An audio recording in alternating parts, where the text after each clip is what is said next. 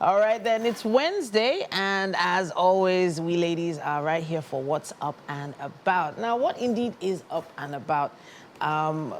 In a lot of homes, there has been a system of rationing, rationing food at this point due to how expensive all the ingredients and market produce and groceries have become over time.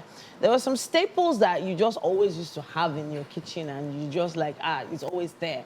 Things like milk, things like chocolate beverage, things like sugar, margarine, butter. Those kind of things were always just there. You just know it's a standard. You open either your fridge or your cupboard and at least a small sachet will be there waiting for you. But things seem to have taken a turn. Now we're hearing of families, couples dividing their, what they buy from the market amongst everybody and saying, okay, you know what, this is yours, this is yours, this is yours, this is yours. And also banning and removing some things from their shopping list in entirety. Now, there was a video that we saw online of a particular lady who found her, I think her daughter, right? Yeah. Daughter preparing a chocolate beverage in a pot. And apparently she used the whole can. So... The whole can of what? The whole can of chocolate beverage, the green one. And if you know how much that costs these To make hot chocolate. Make hot chocolate. A whole pot. How old is of this child? So she didn't look like she was more than 10. She was beyond 10, yeah. 10. Maybe like 8. Yeah, she didn't look like she was more than 10. She obviously couldn't understand the pain of the mother. Who put on the cooker for her? No. Wait. Put on the cooker for who? She was making hot chocolate now. She put it on herself. Like that she put on the cooker herself? Yes, she put it on the cooker herself. And then, so where was her mom when she was doing all of this? You see, so all these questions, eh? No, I'm For just serious. actually, I mean, for yeah. a 10-year-old, I feel there are certain things a 10-year-old should be able to. Should be able to. Something I've actually realized in recent times is that it depends on what you start teaching your kids and at what age you start teaching them. Kids actually assimilate really fast. So she actually put on the cooker herself. I mean, I understand giving them some level of independence, even as they grow older. But a 10-year-old should be able because to she's make a a cup of... preteen. She's a preteen. So if you're giving her a jug filled with hot water to make tea, that's okay. But giving them access to the cooker without an elderly person, an older person, and adults in that space, sort of monitoring what she's doing. I don't know. I don't think monitoring should even be. If we talk monitoring now, monitoring the child even making the Milo now comes into question because for some reason that whole can. I said the brand, didn't I? So that whole can entered the pot. So, fine, supervision on one hand, the mother's response is the other. So that was where Winfrey said she had an issue, the way the mother reacted to, and the words that she was using during the video that she posted. Oh, well, so watching the video for me, it was just like, okay, fine. I mean, as kids, I remember a time growing up, my mother sends me to buy meat. Okay. She sent me to the market to buy meat. So I bought the meat. When I came home, she said I should boil it, and I boiled it. Okay. Then I put it on the fire and like, so in my mind, when meat is still red, it's not cooked. Oh. That's what I thought. Okay. So I was boiling the meat. I was waiting for the meat to change color. Wow. So that's pale brown color. And you didn't. I left it to 18. I kept on adding water. I didn't change. My mother now called me. Winfrey. Wow. Is that meat still on fire? Okay. I was not explaining. Do you get? And of course.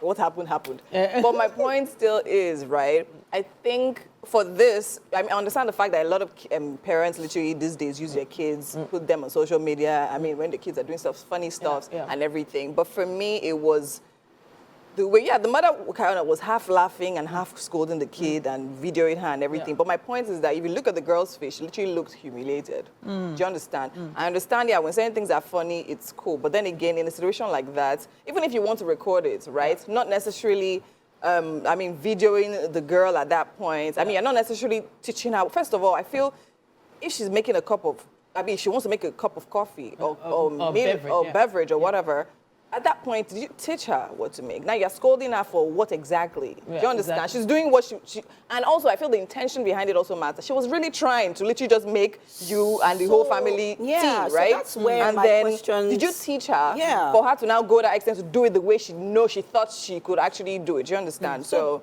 that's where the questions I asked in the first place sort of stemmed from, because okay, yeah, she's a 10-year-old. I understand that, well, some 10-year-olds can, some 10-year-olds can't. It also depends on the parents' you know, mode of parenting. We all have different styles of parenting, right? I believe that at that age there has to be some supervision, you know, because you are having access to gas cooker or kerosene. I'm already my safety radar is already on alert. Yes, people still use stoves. People still use firewood. How much is kerosene now? Okay. People still use all of those, you know, things. So I mean, my safety concerns already, because I'm like, is there an adult supervising that? You know.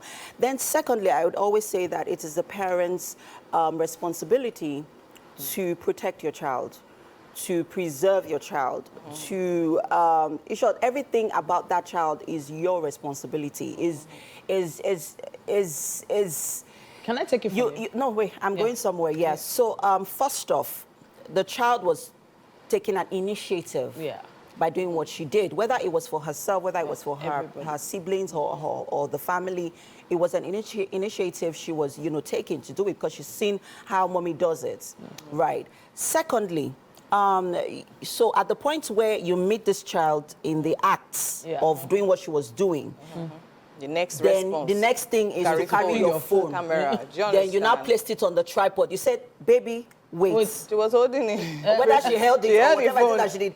Tripod, at least we won't allow the child to cool off. She carried the phone like that, like that. And then you now started recording the child, and then you, whatever it was that happened in that scenario, you put it up on social media, exposing that child.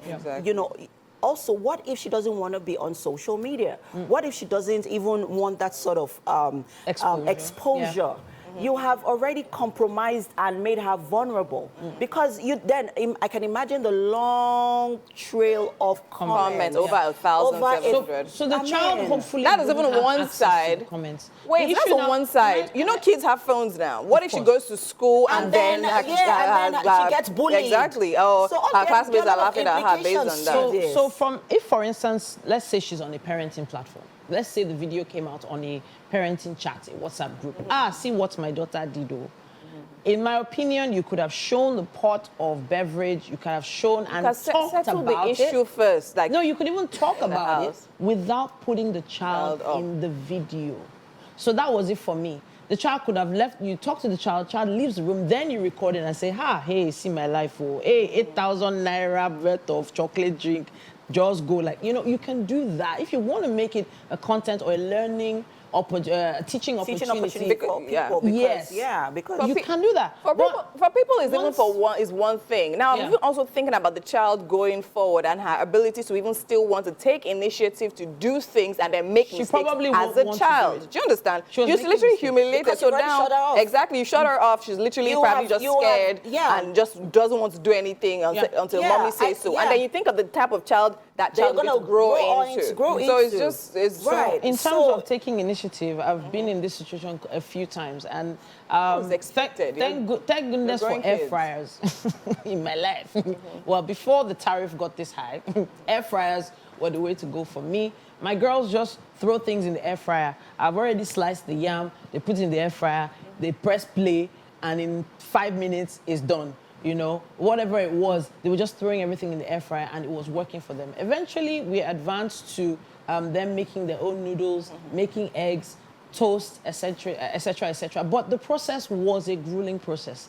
I know how much oil I had to clean off the floor. I know how much I had to. How many mistakes they made. So the mistakes. This mistakes actually, is a part of the process. That's what I'm trying to say. Before we even get to the process, Titi, I would also like to encourage families, and I'm using myself now as an example, let's learn to build structures, family structures and values, where everybody in that space understands that this is how food is meant to be used, Yeah. or this is how appliances are meant to be used at what time of the day. All of the, you need to build a structure so that everybody aligns with that structure and with those values and with those principles. Because in this kind of situation where your child just goes off the rack and cabinet and then takes a whole can of beverage. First off, I will beat you because the economy is not spending on anybody first off. I was waiting for that. And I know that. So in a home where there is structure, where you know that mommy and daddy will not allow you to take that when it is not time for lunch or when it's not time for dinner or when it's time for breakfast, you would know not to touch it.